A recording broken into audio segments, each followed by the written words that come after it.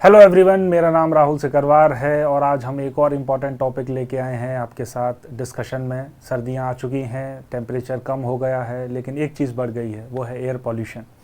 दिल्ली और उससे जुड़े एरियाज़ की बात की जाए तो एयर पॉल्यूशन यहाँ पर बहुत सीवियर कैटेगरी में चल रहा है। एयर पॉल्यूशन बढ़ गया है। न्यूज़ रिपोर्ट्स हर रोज़ आर्टिकल्स पब्लिश कर रहे हैं। जो अलग अलग रिसर्च एजेंसीज़ हैं वो अपने डायरेक्टरी इशू कर रहे हैं कि किस तरह सिटीजन्स को रहना चाहिए, क्या क्या प्रिकॉशंस उनको मेंटेन करनी चाहिए। एयर पॉल्यूशन से जुड़े जितने भी मसले हैं, जितने भी इम्पॉर्टेंट टर्म्स हैं, वो इस टॉपिक के अंदर हम डिस्कस करेंगे। तो हमारे साथ बने रहिए। चलिए लेक्चर की शुरुआत करते हैं। अगर एयर पॉल्यूशन की बात की जाए तो ये एक ऐसा फिनोमेना है जिसके अंदर जो नेचुरल कंपोजिशन है एनवायरनमेंट का, वो डिस्टर्ब हो जाता है। इसके अलावा एनवायरनमेंट के अंदर कुछ और गैसेस रिलीज़ हो जाती हैं जो ह्यूमन हेल्थ के लिए ठीक नहीं है। अगर एक स्टडी की बात की जाए जो शिकागो यूनिवर्सिटी ने पब्लिश की है, तो आम तौर पर एक एवरेज इंडियन लगभग 6 साल अपनी ज़िंदगी के खो देता है एयर पॉल्यूशन की वजह से।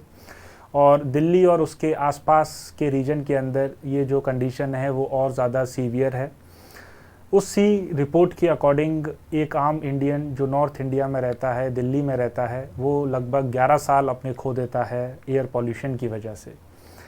अगर इस रिपोर्ट को बेस बनाया जाए तो जो टॉप 50 सिटी ग्लोबल सिटीज़ हैं और एयर पॉल्यूशन के अकॉर्डिंग जब उनको हायरार्की में सेट किया गया है तो दिल्ली आमतौर पर सबसे ऊपर आता है, जो कि हमारे लिए अच्छी बात नहीं है।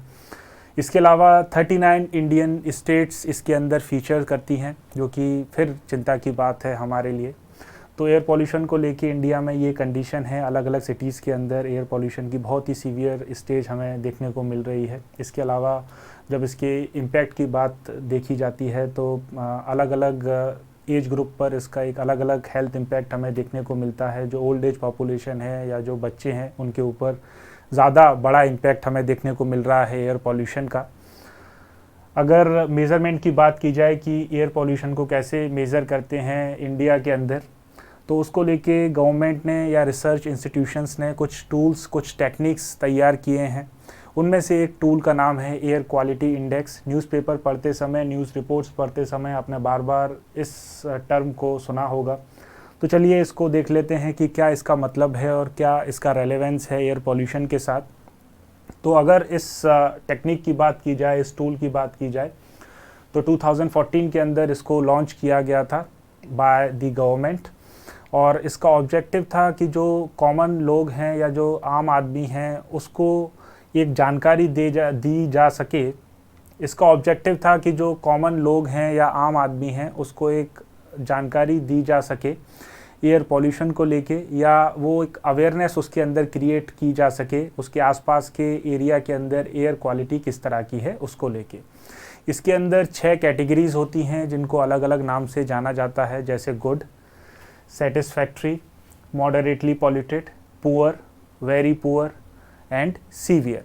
और इन 6 कैटेगरीज़ को अलग अलग कलर कोड की हेल्प से डिपिक्ट किया जाता है ताकि आम लोग इसको आसानी से समझ सकें। अगर पॉल्यूटेंट्स की बात की जाए तो ये जो इंडेक्स है वो 8 यानी कि 8 तरह के पॉल्यूटेंट्स को ट्रेस करता है, जिसके अंदर पार्टिकुलेट मैटर 10, पार्टिकुलेट मैटर 2.5 जिनको PM10, PM2.5 के नाम से भी जाना जाता है, nitrogen oxide, sulphur dioxide, carbon monoxide, ozone, nitrate hydride, इसके अलावा लीड इसके अंदर शामिल हैं। अगर दूसरे इम्पॉर्टेंट टूल और टेक्निक की बात की जाए जो एयर क्वालिटी मेज़र करता है तो उसको कहते हैं national ambient air quality standard, NAAQS के नाम से जाना जाता है। इस टूल को 2009 के अंदर लॉन्च किया गया था और ये जो टूल है वो 12 पॉल्यूटेंट्स को ट्रेस करता है। National pollution control board deal करता है क्वालिटी एयर क्वालिटी स्टैंडर्ड के साथ और उसी ने इस स्टैंडर्ड को डेवलप किया है। एयर क्वालिटी इंडेक्स के अंदर जो पॉल्यूटेंट्स आते हैं उसके अलावा इसमें कुछ और अलग पॉल्यूटेंट्स को ट्रेस किया जाता है, जैसे बेंजीन, बेंजोपायरीन, आर्सेनिक एंड निकल।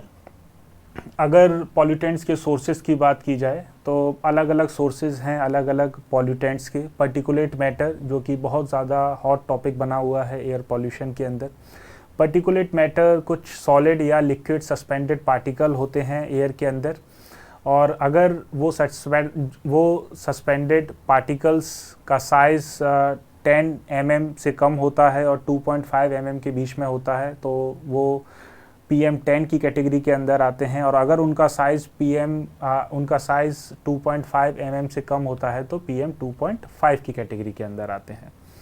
PM10 भी बहुत हार्मफुल होते हैं ह्यूमन एग्जिस्टेंस के लिए। वो आपके नेसल एरिया के अंदर ट्रैवल कर सकते हैं, आपके लंग्स के अंदर ट्रैवल कर सकते हैं।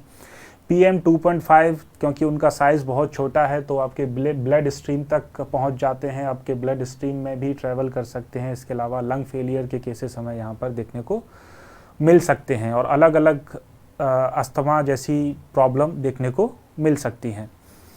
अगर हाउस होल्ड पॉल्यूशन की बात की जाए तो हाउस होल्ड पॉल्यूशन के अंदर जो मेजर पॉल्यूटेंट सोर्स है वो है बायोमास और ओपन फायर कुकिंग स्टोव्स, तो वो मेजर सोर्स है हाउस होल्ड पॉल्यूशन के अंदर। इसके अलावा एग्रीकल्चर भी एक मेजर सोर्स है पॉल्यूशन का, यानी कि जो स्टबल बर्निंग है या क्रॉप रेजिड्यू बर्निंग है वो इम्पॉर्टेंट सोर्स है एक ख़ास सीज़न के अंदर। जैसे कि अभी जो सीज़न चल रहा है नॉर्थ इंडिया के अंदर जो राइस रेजिड्यू है उसको जलाया जाता है, जिसकी वजह से एटमॉस्फेयर के अंदर कुछ गैसेस का जो कंपोजिशन है वो बढ़ जाता है, और उससे और ज़्यादा एयर पोल्यूशन की जो क्वालिटी है वो ख़राब हो जाती है। अगर ओवरऑल पिक्चर में देखा जाए तो मोटराइज्ड व्हीकल सबसे ज़्यादा महत्वपूर्ण भूमिका निभाते हैं एयर पोल्यूशन को बढ़ाने में, खासकर अर्बन एरिया के अंदर। इसके अलावा इंडस्ट्रियल सोर्सेस हैं, जो इंडस्ट्रीज़ हैं वो अलग अलग तरह के पॉल्यूटेंट्स रिलीज़ करती हैं, थर्मल पावर प्लांट्स हैं, तो ये सारे सोर्सेस हैं। अगर पॉल्यूटेंट्स की बात की जाए तो पॉल्यूटेंट्स को भी हम दो कैटेगरीज़ में डिवाइड कर सकते हैं, प्राइमरी पॉल्यूटेंट्स और सेकेंडरी पॉल्यूटेंट्स। प्राइमरी पॉल्यूटेंट्स यानी कि डायरेक्टली जो किसी सोर्स से रिलीज़ हुए हैं, और सेकेंडरी पॉल्यूटेंट्स होते हैं जो एटमॉस्फेयर में रिलीज़ होने के बाद कुछ और गैसेस के साथ कंबाइंड होते हैं, कुछ एटमॉस्फेरिक कंडीशन उनको चेंज करती हैं, अमेंड करती हैं, और इसके बाद वो अपना जो हार्मफुल इम्पैक्ट है वो एटमॉस्फेयर के ऊपर या ह्यूमन एग्जिस्टेंस के ऊपर शो करते हैं। तो ये डिफरेंस है प्राइमरी पॉल्यूटेंट और सेकेंडरी पॉल्यूटेंट के अंदर। अगर एग्जांपल की हेल्प से समझा जाए तो कार्बन मोनोऑक्साइड एक प्राइमरी पॉल्यूटेंट है और ओजोन एक सेकेंडरी पॉल्यूटेंट है। अगर हेल्थ इश्यूज़ को डिस्कस किया जाए कि किस तरह के हेल्थ इश्यूज़ हमें देखने को मिलते हैं, तो जैसा कि हमने देखा कि अस्थमा रिलेटेड हेल्थ इश्यूज़ हमें यहाँ पर देखने को मिलते हैं, COPD जैसे इश्यूज़ हमें यहाँ पर देखने को मिल सकते हैं। हाइपरटेंशन यानी कि हाई ब्लड प्रेशर के केसेस यहाँ पर बढ़ सकते हैं पॉल्यूशन की वजह से। इसके अलावा कार्डियोवास्कुलर इश्यूज़ यहाँ पर बढ़ सकते हैं एयर पॉल्यूशन की वजह से, क्योंकि जैसा कि हमने डिस्कस किया कि पार्टिकुलेट मैटर 2.5 आपका लंग्स तक ट्रैवल कर सकता है, ब्लड स्ट्रीम के अंदर ट्रैवल कर सकता है, तो हार्ट फेलियर के केसेस बढ़ सकते हैं। सेरेब्रोवास्कुलर इश्यूज़ यहाँ पर बढ़ सकते हैं, यानी कि जब पार्टिकुलेट मैटर क्योंकि ब्लड स्ट्रीम के अंदर ट्रैवल कर रहा है तो वो दिमाग के अंदर जा सकता है, वहाँ कुछ ब्लॉकेज हो सकती है, ब्रेन के अंदर ब्लॉकेज हो सकती है, उसकी वजह से भी कुछ हेल्थ इश्यूज़ आपको देखने को मिल सकते हैं। फेरिफेरल वस्कुलर डिसीजेस भी हमें यहाँ पर देखने को मिल सकते हैं, क्योंकि ब्लड स्ट्रीम के अंदर पार्टिकुलेट मैटर ट्रैवल कर रहा है। इसके अलावा डायबिटीज़ के केसेस बढ़ सकते हैं, हाई रिस्क ऑफ डायबिटीज़ हमें देखने को मिल सकता है। इसके अलावा जो मैटरनल या इन्फेंट हेल्थ है, जो छोटे बच्चे हैं या जो मैटरनिटी से जूझती हुई माएँ हैं, उनको ज़्यादा इफ़ेक्ट कर सकता है एयर पोल्यूशन, और उनकी हेल्थ के लिए ये बिल्कुल ठीक नहीं है। तो ये सारे कुछ मोस्ट पॉपुलर हेल्थ इश्यूज़ हैं जो एयर पोल्यूशन की वजह से हमें देखने को मिलते हैं, खासकर अर्बन एरियाज़ के अंदर। लेकिन रूरल एरियाज़ भी एयर पोल्यूशन से फ्री नहीं है, उनके अंदर अलग अलग सोर्सेस हैं, क्योंकि वहाँ पर उतना अवेयरनेस नहीं है, डस्ट पार्टिकल्स ट्रैवल कर रहे हैं। इसके अलावा जो हाउस होल्ड पॉल्यूशन है उसके केसेस हमें देखने को मिल रहे हैं, चोकी कंडीशन वहाँ बन रही है, खासकर जो मार्जिनलाइज सेक्शन है, वीमेन है, वो बहुत ज़्यादा बुरी तरह से डील करती हैं पॉल्यूशन के साथ, उनके ऊपर ज़्यादा इम्पैक्ट देखने को मिलता है पॉल्यूशन का। तो ये सारे हेल्थ इश्यूज़ हमें देखने को मिल सकते हैं पॉल्यूशन की वजह से। अगर प्रोटेक्शन मेजर्स की बात की जाए तो अभी बहुत सारे डायरेक्टरी इशू किए जा रहे हैं कि घर से बाहर नहीं निकलना है, इसके अलावा मास्क पहन सकते हैं, इसके अलावा एयर फिल्टर्स का यूज़ कर सकते हैं, लेकिन ये सारे टेम्परेरी मेजर्स हैं। आप हमेशा अपने आप को घर के अंदर बंद नहीं रख सकते, काम के लिए आपको बाहर निकलना ही होगा। इसके अलावा एयर फिल्टर्स की भी एक्सेसिबिलिटी और अफोर्डेबिलिटी उतनी नहीं है, हर इंसान उनको अफोर्ड नहीं कर सकता है और हर जगह वो एक्सेसिबल नहीं है। आप अगर काम पर जा रहे हैं तो वहाँ उनको अपने साथ लेके नहीं जा सकते हैं।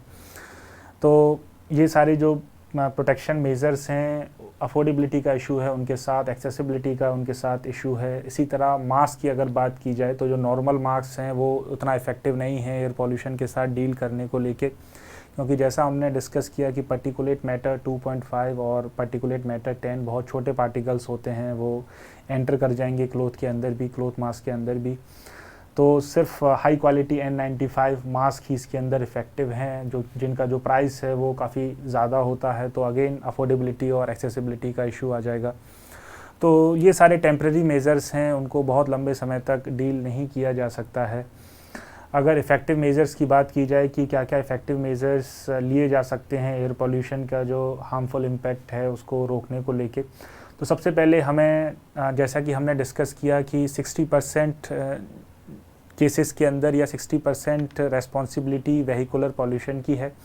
तो मोबिलिटी के अंदर हमें ट्रांजिशन लाना होगा, यानी कि पब्लिक जो व्हीकल्स हैं उनका ज़्यादा इस्तेमाल करना होगा, जो प्राइवेट व्हीकल्स हैं उनको छोड़ना होगा।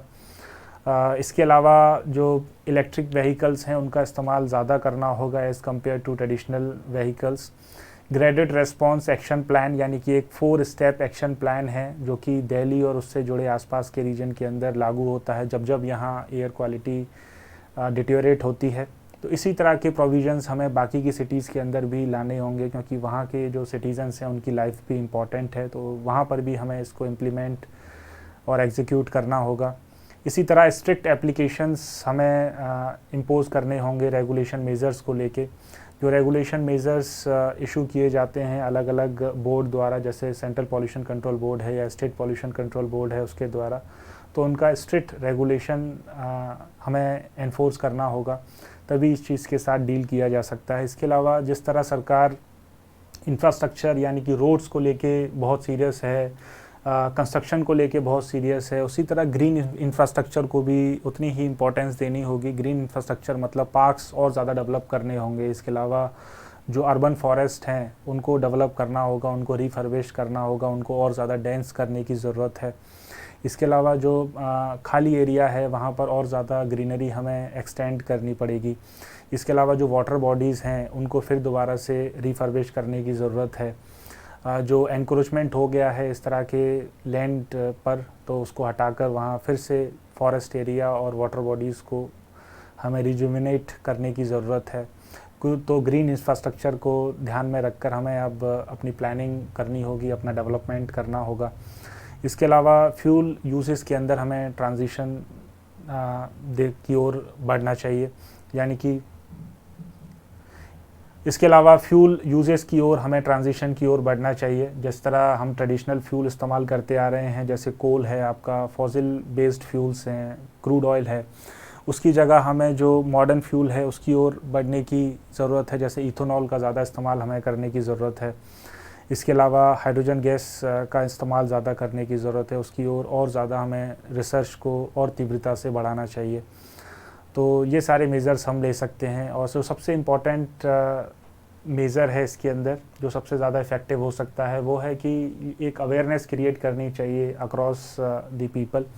जो लोग हैं उनके अंदर एक अवेयरनेस करने की ज़रूरत है। अलग अलग ग्रुप्स इस दिशा में साथ में काम करें और एक पॉपुलर मूवमेंट की तरह इस इशू को लिया जाए। जिस तरह स्वच्छ भारत अभियान के अंदर एक पॉपुलर मूवमेंट की तरह भारत को ODF बना दिया गया है, उसी तरह इंडिया के अंदर जो अलग अलग सेक्शन हैं, अलग अलग कैटेगरीज़ हैं पॉपुलेशन की, उनको साथ में आकर काम करने की ज़रूरत है और एज अ पॉपुलर मूवमेंट इस इशू को उठाने की ज़रूरत है। तो ये सारे इफ़ेक्टिव मेजर्स हैं जो कि इंश्योर किए जा सकते हैं एयर पोल्यूशन के साथ डील करने को लेके।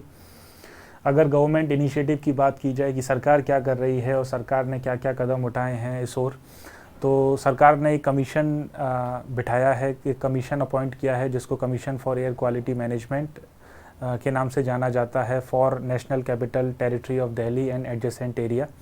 इसके अलावा ग्रेडेड रेस्पॉन्स एक्शन प्लान एक प्रोविज़न है इसी रीजन के अंदर, जहाँ पर जब एयर क्वालिटी बहुत ज़्यादा डिटेरिएट होती है तो ये जो कमीशन है वो अलग अलग तरह के मैंडेटरी ऑब्जेक्टिव्स रिलीज़ करता है, मैंडेटरी डायरेक्टिव्स रिलीज़ करता है अलग अलग सेक्शंस को लेके। इसी तरह नेशनल क्लीन एयर प्रोग्राम सरकार ने लॉन्च किया है 2019 के अंदर, 2019 के अंदर, जिसका ऑब्जेक्टिव है कि जो पार्टिकुलेट मैटर है उनका कंपोजिशन कम करना 2024 तक बाय 20 to 30%। और ये जो प्रोग्राम है वो लगभग 102 सिटीज़ के अंदर चलाया जा रहा है जो कि ज़्यादा इम्पेक्टेड हैं एयर पोल्यूशन के साथ। इसके अलावा transition in fuel from BS4 to BS6, तो भारत स्टेज एक पैरामीटर है जो कि फ्यूल को अलग अलग कैटेगरीज़ के अंदर डिवाइड करता है on the basis of their pollution capability, यानी कि BS4 जो फ्यूल है वो ज़्यादा पॉल्यूटिंग कैपेबिलिटी है उनकी, और BS6 की जो पॉल्यूटिंग कैपेबिलिटी है वो कम है। तो अभी अभी सरकार ने BS5 को दरकिनार कर दिया है और सीधा जंप किया है BS4 से BS6 की तरफ एयर क्वालिटी को देखते हुए। तो ये एक इम्पॉर्टेंट इनिशिएटिव है गवर्नमेंट का। इसी तरह national air quality monitoring programme government ने लॉन्च किया है और इसके अलावा ऑनलाइन डैशबोर्ड भी लॉन्च किया है इस प्रोग्राम के अंदर, ताकि जो एयर क्वालिटी है उसका प्रॉपर सर्विलेंस रखा जा सके। ब्रीथ एक रिसर्च पेपर पब्लिश किया है नीति आयोग ने 15 पॉइंट एक्शन प्लान को लेके। इसके अलावा फेम स्कीम जो फैसिलिटेट करता है इलेक्ट्रिक व्हीकल के यूजेस को, उनके सेल को, ये सरकार की एक इम्पॉर्टेंट स्कीम है।